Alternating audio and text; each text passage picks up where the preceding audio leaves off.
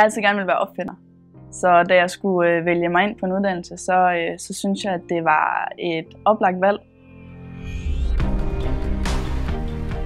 Elektronik og IT er en meget bred uddannelse, som gør, at man har mulighed for at lidt selv ikke at vælge, men man kan ligesom specialisere ind på det, der føles rigtigt for en.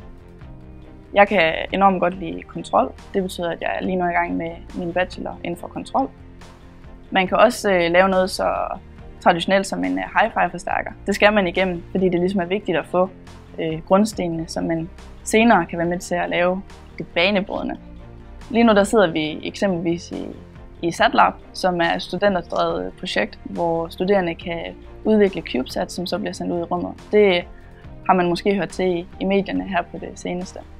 Måden vi bliver undervist på, og hele Aalborg-metoden med gruppearbejde er super genial, fordi at det giver os nogle fordele, vil jeg mene, i forhold til også, når vi skal ud af erhvervslivet.